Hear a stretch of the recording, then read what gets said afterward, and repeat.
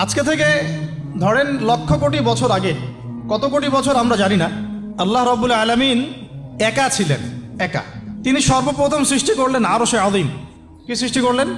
আরশ আল্লাহ রাব্বুল আলামিনের একটা এমন স্বতন্ত্র সম্মানিত একটা সৃষ্টি, যেটা সবচেয়ে বড় সৃষ্টি, এর চেয়ে বড় কোনো সৃষ্টি নাই। এমনকি কিয়ামতের মাঠে এই আরশের ছায়া আল্লাহ রাব্বুল আলামিন 7 শ্রেণীর মানুষকে ছায়া দিবে। সুবহানাল্লাহ। ওই 7 শ্রেণী সম্পর্কে আমরা অন্য হাদিসে পড়ে নিব, অনেকে হয়তো জানেন। তো আরশ সৃষ্টি করার পরে আরশটা ছিল পানির উপরে। কোথায় ছিল? পানির উপরে। সূরা হুদের মধ্যে আছে। আমি শুধু রেফারেন্সগুলো আপনাদেরকে সূরাগুলো বলে দিব, বাসায় গিয়ে আপনারা পড়বেন। প্রত্যেকটা আয়াত কিন্তু এখানে ধরে ধরে বলার সময় নাই আর কি আমার কাছে। তো আরশটা ছিল পানির উপরে। এরপরে আল্লাহ রাব্বুল আলামিন আসমান এবং জমিন সৃষ্টি করেছেন 6 দিনে। পুরো মহাবিশ্ব আল্লাহ রাব্বুল আলামিন সৃষ্টি করেছেন কত দিনে? 6 দিনে। ফি সিত্তাতি আইয়াম, 6 দিনে। তো এখন সৃষ্টি করার পরে আল্লাহ রাব্বুল আলামিন কলম সৃষ্টি করেছেন। কি সৃষ্টি করেছেন? কলম। ইলমের সাথে যে কলমের সম্পর্ক, এটা একটু পরে আরো ক্লিয়ার হবে আপনাদের কাছে। আল্লাহ পাক কলম সৃষ্টি করে বলেছেন উক্তুব, কলম তুমি লিখো। কলম তো আমাদের সংজ্ঞা মতো জড় পদার্থ, তাই না? হ্যাঁ। তো আল্লাহ পাক বলছেন কলমকে তুমি লিখো। তো কলম কথা বলছে, মাযা আকতুব, আমি কি লিখব? আল্লাহ পাক বলছেন লিখো, কিয়ামত পর্যন্ত যা যা হবে সব লিখে ফেলো। এরপর আল্লাহ রাব্বুল আলামিন লাউহে মাহফুজের মধ্যে একদম from the very beginning till the last day of judgement প্রত্যেকটা কথা লাউহে মাহফুজে লেখা আছে। এমনকি আপনার কার সাথে বিয়ে হবে সেটাও, কয়টা বাচ্চা কাচ্চা হবে সেটাও। তাই এত অস্থির হওয়ার দরকার নাই, রিজিকে যা আছে আসবে ইনশাল্লাহ। লেখা যদি হয়ে থাকে আসবে না? আসবে ইনশাল্লাহ, সবর। তো এই জন্য মুমিনদেরকে বলা হয়েছে তোমরা কখনো হতাশ হবে না, কারণ তাকদির লেখা হয়ে গেছে, হতাশ হওয়ার কোনো কারণ নাই। একটা প্রবণতা আমরা সমাজে দেখছি আত্মহত্যার। ইয়াং জেনারেশনকে আমরা নসিহত করব যে ভুলেও নিজের জীবনকে বিসর্জন দিতে যাবেন না। আল্লাহ রাব্বুল আলামিন আপনাদেরকে সৃষ্টি করেছেন তার ইবাদত করার জন্য এবং তার জমিনে তার দিনটাকে প্রতিষ্ঠা করার জন্য। হেলায় খেলায় আপনার জীবনটা নষ্ট করবেন না, ঠিক আছে ভাই? আল্লাহ পাক বোঝার তৌফিক দান করেন। তো কলম সৃষ্টি করার পরে কিয়ামত পর্যন্ত সব লেখা হয়ে গেছে। এখন আমাদের এই পৃথিবীতে তো মানুষ ছিল না, ছিল? এদিকে মনোযোগ দেন। এই পৃথিবীতে কি আগে মানুষ ছিল? এই পৃথিবীতে আগে কি ছিল তাহলে বলেন? হ্যাঁ, মাশাআল্লাহ। এই পৃথিবীতে আগে কি ছিল? এখন ওরা নাই? সবার সাথেই কিন্তু একটা করে আছে। কমপক্ষে কয়টা করে? সবার সাথে কমপক্ষে একটা করে। আর কোন কোন জায়গা আছে যেখানে জিনের বড় বড় আকড়া আছে। পৃথিবীতে যে জায়গাগুলো থেকে ইসলাম বিরোধী অপতৎপরতাগুলো চলে, ওখানে জিনের আকড়া বেশি। আর কথা বুঝতে পারছেন?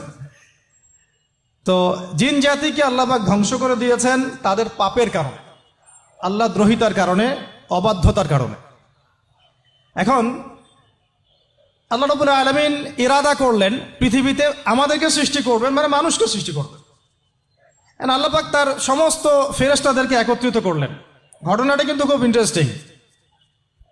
আমি জানি এখানে ওলামায়ে কেরামও আছেন, তবে আমি সবার জন্য প্রযোজ্য হয় এমন কথা বলারই চেষ্টা করছি, কারণ অনেকে হয়তো এগুলো নাও জানতে পারে। তো আল্লাহ পাকের ভাষায় আমি যদি বলি, আল্লাহ রাব্বুল আলামিন বলছেন বা'দা আউযু বিল্লাহি মিনাশ শাইতানির রাজীম ওয়া ইয ক্বালা রাব্বুকা লিল মালায়েকা ইন্নী জাঈলুন ফিল আরদি খলিফা। হে নবী মুহাম্মদ সাল্লাল্লাহু আলাইহি ওয়াসাল্লাম, তুমি স্মরণ করো সেই সময়ের কথা যখন আল্লাহ তোমার রব সমস্ত ফেরেশতাদেরকে ডেকে বলেছিলেন যে ইন্নী জাঈলুন ফিল আরদি খলিফা, আমি জমিনে মানে পৃথিবীতে আমার খলিফা পাঠাতে চাই। কি পাঠাতে চাই? আরো জোরে বলেন। আল্লাহ পাক বলেননি পৃথিবীতে মানুষ পাঠাতে চাই, পৃথিবীতে নতুন কোনো মাখলুক পাঠাতে চাই। আমাদেরকে আল্লাহ পাক সম্মানের শব্দে সম্মানিত করেছেন, বিশেষায়িত করেছেন। আমাদেরকে বলেছেন আমরা আল্লাহর খলিফা, আমরা আল্লাহর খলিফা। এখন আমরা আল্লাহর খলিফা, কিন্তু পৃথিবীতে মানুষ খিলাফা শব্দ সহ্য করতে পারে। হ্যাঁ, কি অদ্ভুত না? এটা কোরআনের কি শেষের দিকে আছে না প্রথম দিকে আছে? সূরা বাকারার একদম শুরুর দিকে 3টা 4টা 5টা পৃষ্ঠা উল্টালে দেখবেন এই একটা আছে। তো কোরআন তাহলে শুরু থেকে কখনো খুলেও দেখেনি সে ব্যক্তি। প্রমাণ হলো এটা, সে খুলেও দেখে নাই, অথবা দেখলেও সে এড়িয়ে গেছে। আল্লাহ পাক আমাদেরকে বললেন যে পৃথিবীতে আমি আমার খলিফা পাঠাতে চাই।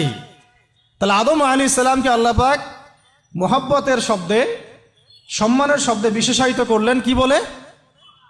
সুবহানাল্লাহ, সুবহানাল্লাহ। আর খলিফা কাকে বলে এটা আমি আপনাদেরকে বোঝাচ্ছি একটা দোয়া থেকে, একটা দোয়া থেকে।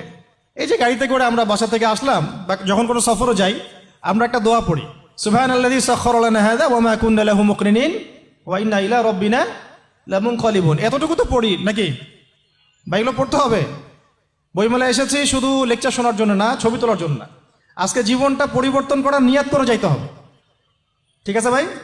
বই প্রকাশ করা, ছাপানো, বিক্রি করা, লেখা, এর চেয়ে বড় কথা আমার জীবনটা ইলমের আলোয় আলোকিত করা। আমি বই লিখলাম ধরেন একটা, আমার মধ্যে সেই আমল নাই, লাভ নাই? লাভ আছে? আমি বই ছাপাইছি 100, 200, 500, 1000, আমি নিজেই আমল করি না, হবে? আগে আমল, আমল জরুরি। ইলমের সাথে আমলটা খুব বেশি জরুরি। আলেম তাকেই বলা হয় যে ইলম অনুযায়ী আমল করে। তাহলে আল্লাহ পাক বলেন লিমা তাকুলুনা মা লা তাফআলুন, তোমরা এমন কাজ, এমন কথা কেন বলো যে আমল নিজেরাই করো না? কাবুরা মাকতান ইনদাল্লাহ আন তাকুলু মা লা তাফআলুন, আল্লাহর কাছে সবচেয়ে গর্হিত একটা অপরাধ, তোমরা একটা কথা বলবা কিন্তু আমল করবা না। তো দোয়াটা মুখস্থ করবেন। এই দোয়ার নিচে একটা অংশ আছে, আল্লাহুম্মা আনতা সাহিবু বিস সাফারি। আমার কথাটা শুনেন, খলিফার অর্থটা বুঝেন। অনেকে তো অনেকভাবে ব্যাখ্যা করে আর কি। আল্লাহুম্মা আনতা সাহিবু ফিস সাফারি, আল্লাহ তুমি এই সফরে আমার সাথী। সফরে বের হওয়ার সময় দোয়া পড়ছি আমরা, আল্লাহুম্মা আনতা সাহিবু ফিস সাফারি, আল্লাহ তুমি এই সফরে আমার সাথী। ওয়াল খলিফাতু ফিল আহলি ওয়া মালি, আল্লাহ আমি তো বাসায় নাই, আমার বাসার আহাল মালের খলিফা হচ্ছে তুমি আল্লাহ। তাহলে খলিফা শব্দ দিয়ে কি বুঝলেন? আল্লাহ আমার বাসার আহাল মালের খলিফা মানে কি? আমার স্থলাভিষিক্ত তুমি আল্লাহ, আমি ওখানে নাই বাসায়, আমি সফরে বের হয়ে গেছে, আমার স্ত্রী, আমার সন্তান, আমার মাল, আমার জান, এগুলোর দায়িত্ব তোমার, তুমি খলিফা। কত চমৎকার দোয়া। তাহলে পৃথিবীতে আমি আমার খলিফা পাঠাতে চাচ্ছি, তার অর্থ কি? আল্লাহ রাব্বুল আলামিন এই পৃথিবীতে আমাদেরকে তার প্রতিনিধি বানিয়েছেন। সুবহানাল্লাহ, সুবহানাল্লাহ।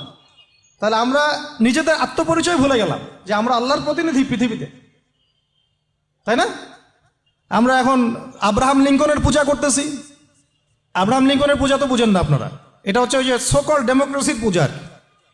আদতে প্রকৃত গণতন্ত্র বলে কিছু নাই এই বিশ্বের মধ্যে, যা আছে এগুলো তথাকথিত আর এটা স্লোগান জাস্ট, আর কিছু না। এটা যারা চর্চা করে তারাও জানে, আমাদের কাছে তারাই বলে।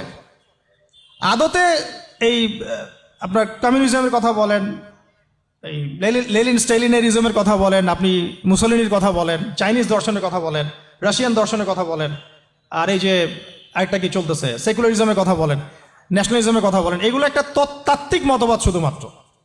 প্রকৃত মতবাদগুলো আপনি পাবেন বিশুদ্ধ যেগুলো কোরআন এবং হাদিসেই, এর বাইরে না। তা আমরা কিন্তু আল্লাহর খলিফা পরিচয় দিতে এখন দ্বিধাবোধ করতেছি। এই জমিনে আল্লাহ পাক আমাদেরকে তার খলিফা বানিয়ে পাঠিয়েছে। এখন খলিফা হলাম কিভাবে, কিসের গুণে খলিফা হলাম? প্রশ্ন না এটা? আমাদের কি 10টা হাত, 10টা পা, বেশি শক্তি ফেরেশতাদের চাইতে, যে আমরা খলিফা হলাম কিসের ভিত্তিতে আর কিভাবে হলাম এটা শুনুন। আল্লাহ পাক বলছেন ওয়াল্লামা আদামাল আসমাআ কুল্লাহা, আল্লাহ বলছেন আমি আদমকে এই মহাবিশ্বের যত নাম আছে, নাউন্স, ইসম, সব শিক্ষা দিয়েছি। সুবহানাল্লাহ। এই মহাবিশ্বের যত নাম, এখানে ইসম শব্দের অর্থ কিন্তু জ্ঞান। ইসম মানে কি? এখানে জ্ঞান। মহাবিশ্বের যে জ্ঞানগুলো আছে, এই জ্ঞানগুলো আল্লাহ পাক আমাদের আদি পিতাকে শিক্ষা দিয়েছেন। আমাদের আদি পিতাকে আল্লাহ নিজে শিক্ষা দিয়েছেন। সুবহানাল্লাহ। সৃষ্টিগতভাবে আমরা জ্ঞানী ছিলাম না, আল্লাহ পাক আমাদেরকে জ্ঞান শিক্ষা দিয়েছেন।